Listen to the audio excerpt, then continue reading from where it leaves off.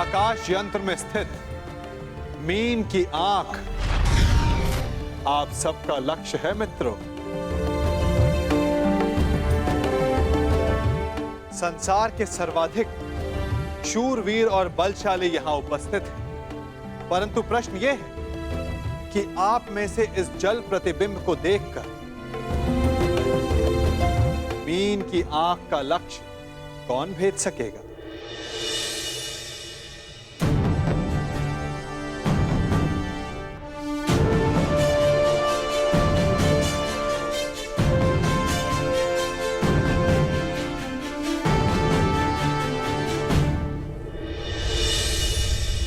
मुझे किसी भी मूल्य पर लक्ष्य भेदना है मित्र। मुझे विजय प्राप्त करनी है।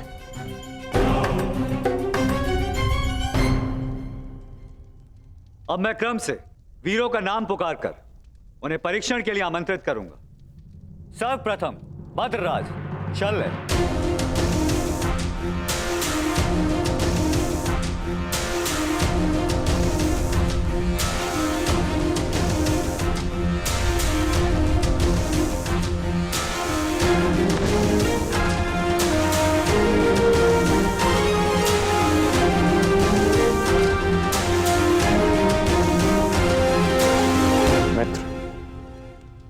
आज कोई क्रोधित भी नहीं है, इसलिए मद्रराज के पास कोई अवसर नहीं किसी की शक्ति छीनने का।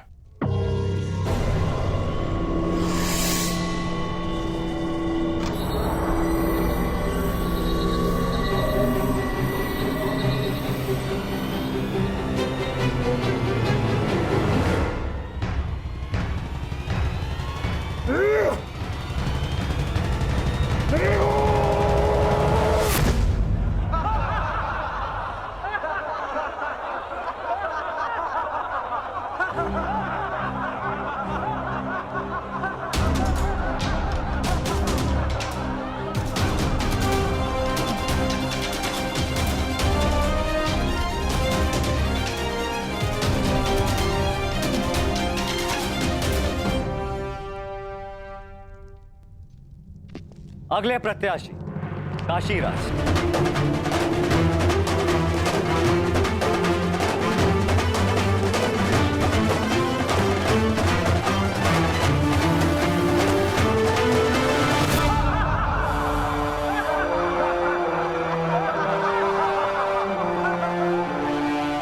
क्या यह असंभव लक्ष्य नहीं है सखा? प्रतिबिंब देखकर आकाश यंत्र में घूमती मीन का नेत्र वेदन संसार में भला ये कौन कर सकता है? एक नहीं 3 पुरुष हैं सखी, जो ये लक्ष्य साध सकते हैं। और वो कौन है? वीर स्त्री का आभूषण होता है सखी। धैर्य रखो, प्रश्न उठा है तो उत्तर भी प्रस्तुत होगा। 3 पुरुष ये लक्ष्य साध सकते हैं सखी। इस सभा में 2 उपस्थित हैं और तीसरा प्रवेश करने वाला है।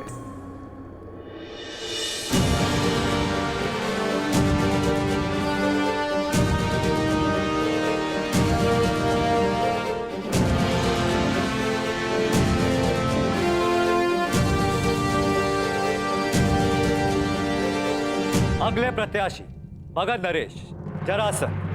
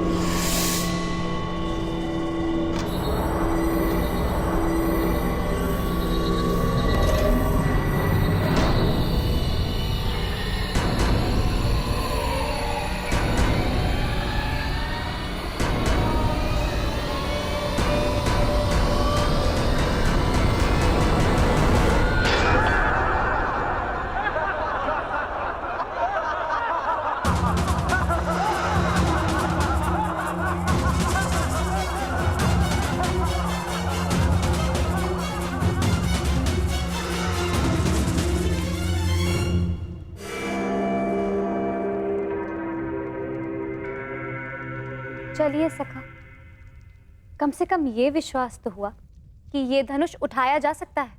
वैसे सखा, क्या अर्जुन भी ये धनुष उठा सकते हैं?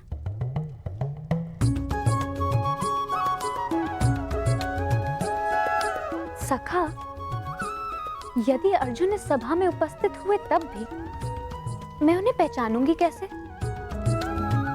कैसे मुझे ये ज्ञात होगा कि वो यहाँ उपस्थित हैं? अर्जुन, परंतु सबका तो ये मानना है कि वो जीवित नहीं है। मैं ऐसा नहीं मानती सखा, क्योंकि मैं अभी तक जीवित हूं। तुम कहां जीवित हो सखी? तुम तब तक जीवित नहीं जब तक अर्जुन ना मिल जाए, यही ना? और यही तो मेरा प्रश्न है केशव, कि मैं उन्हें कैसे पहचानूं, जो मेरे जीवन का एक कारण है। जब वो क्षण आएगा, तुम्हें स्वयं अनुभूत हो जाएगा सखी। तुम्हें अपने भीतर श्वास का प्रवास अनुभव होगा। वो अनुभूति तुम्हें आनंद नहीं, पीड़ा देगी। वो पीड़ा जिसकी तुम्हें प्रतीक्षा है, वो पीड़ा जो तुम्हें आनंद से अधिक प्रिय लगे। क्या मुझे सच में ऐसा अनुभव होगा सखा? परंतु कब? कौन जाने, कदाचित अति शीघ्र।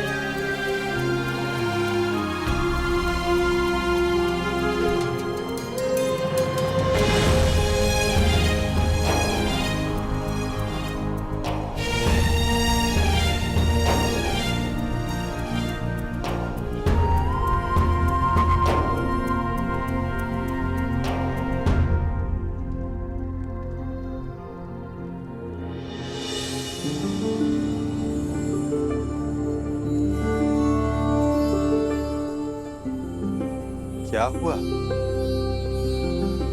सखा, मैंने कुछ अनुभव किया।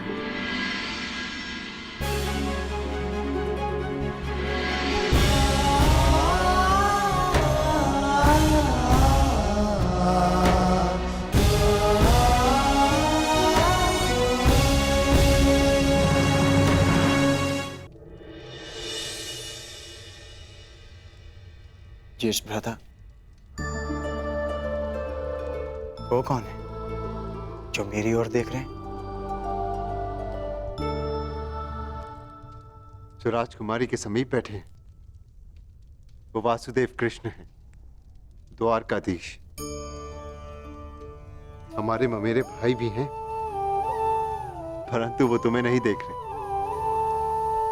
वो स्वयंवर में आए सारे प्रतिभागियों को देख रहे हैं। वो कमल नयन वाले हैं, इसीलिए सबको लगता है कि वो उन्हें ही देख रहे हैं, परंतु नहीं।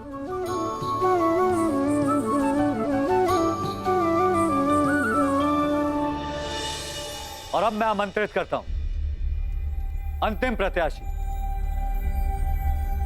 हस्तिनापुर के युवराज दुर्योधन।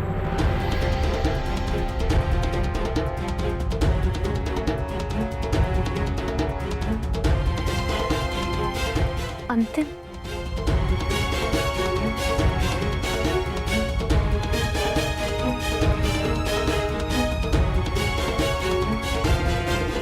वो दिन कब आएगा जब मैं इस दुष्ट की छाती पर गदा से प्रहार कर पाऊंगा। शांत, ये माता श्री की आज्ञा है, स्मरण रखना। हमें यहाँ पर किसी की दृष्टि में नहीं आना है। हम यहाँ पर स्वयंवर देखने आए और कुछ दक्षिणा लेने, बस।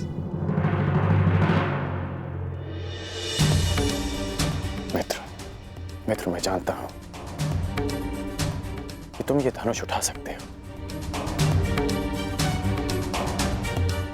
परंतु स्मरण रहे कि तुम अपने पांव के मध्य तनिक दूरी बनाए रखना, ताकि तुम धनुष का बोझ संभाल सको। धनुष का एक भाग भूमि पर रखना, ताकि प्रत्यंचा चढ़ाते समय धनुष तुम्हारे हाथ से छूटे ना।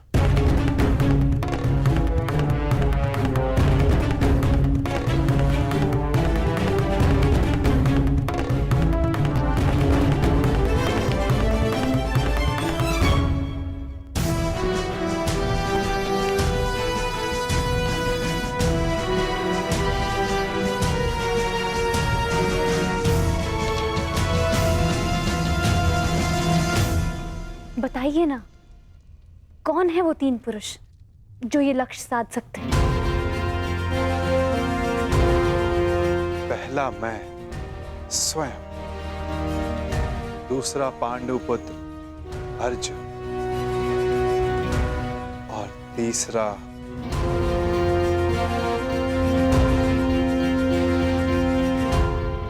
मैं राधेकर। मैंने संधान लक्ष्य देखकर ही किया, आपके नेत्रों में देखकर। कदाचित तीसरे वीर के लिए मैं आपका संकेत समझ गई हूं सखा।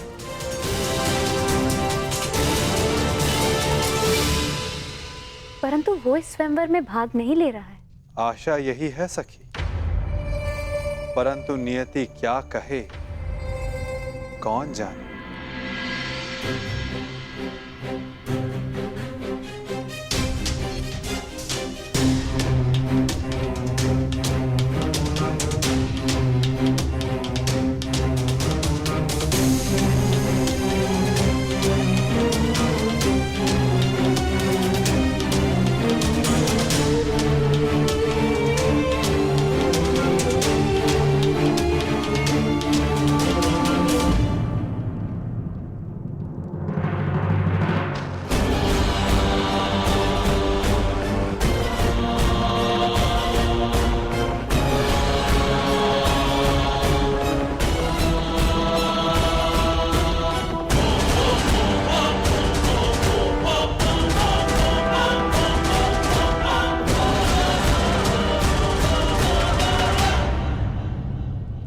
अपने पांव स्थिर रखना मित्र।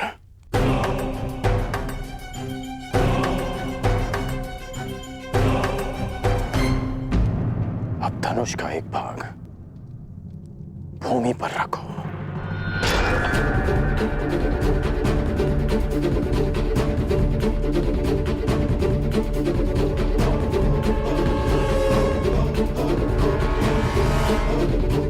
बल लगाकर धनुष को मोड़ो।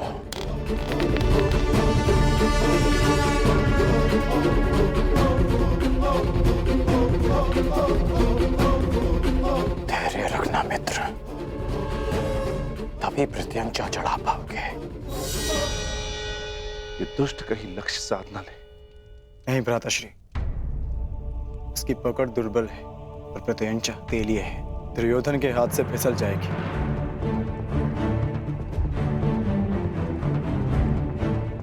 नहीं, एकाग्रता बनाए रखो दुर्योधन। यदि ध्यान भटका तो प्रत्यंचा हाथ से छूट जाएगी।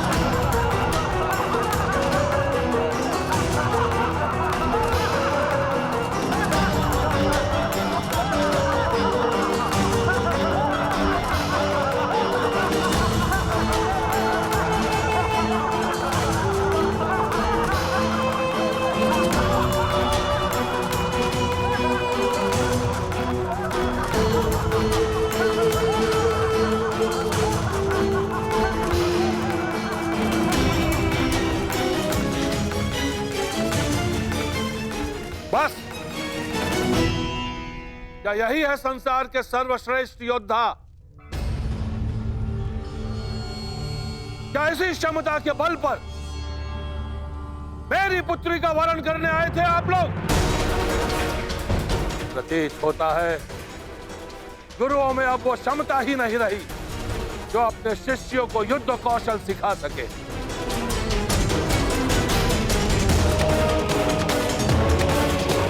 मेरी पुत्री का स्वयंवर अधूरा रह जाएगा, इस बात का दुख नहीं है मुझे, अभी तो खेद इस बात का है कि संसार के सर्वश्रेष्ठ योद्धाओं में से एक भी योद्धा ऐसा नहीं है जो इस परीक्षण में सफल हो सके। महाबली मानकर आप लोग अपने आप से छल कर रहे हो। चलिए पंचाल राज।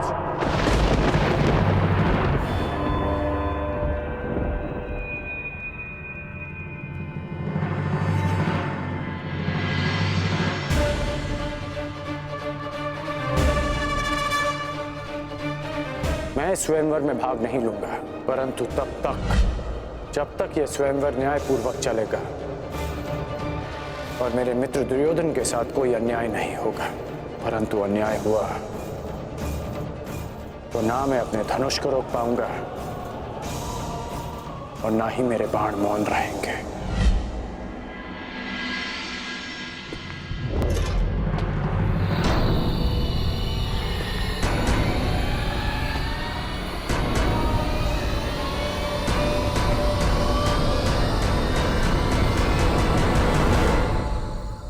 छल तो आपने किया है।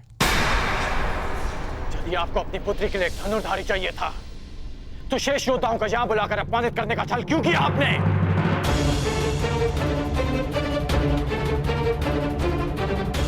यदि बल, बुद्धि, दृष्टि, एकाग्रता और लक्ष्य पर प्रहार करने की क्षमता जांचनी थी तो केवल धनुर्विद्या का परीक्षण क्यों? खड़क युद्ध क्यों नहीं? गदा कौशल क्यों नहीं? आप वसुदेव कृष्ण के परीक्षण पर संदेह कर रहे हैं। आप इन पर पक्षपात का आरोप लगा रहे हैं भद्र पुरुष। हाँ,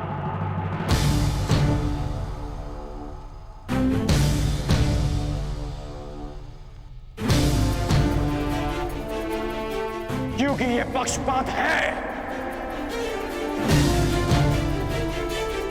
यदि ये गदा कौशल का परीक्षण होता तो मेरे मित्र युवराज दुर्योधन यहां उपस्थित सभी योद्धाओं को पराजित कर देते, परंतु नहीं, आपने ये परीक्षण एक पक्षीय रखा और उस पर आप महान गुरुओं की शिक्षा दीक्षा का अपमान कर रहे हैं। तो पांचाल राज, आपको आपकी ललकार का उत्तर अवश्य मिलेगा। एक शिष्य अपने गुरु के मान के लिए आपकी ललकार स्वीकार करता है।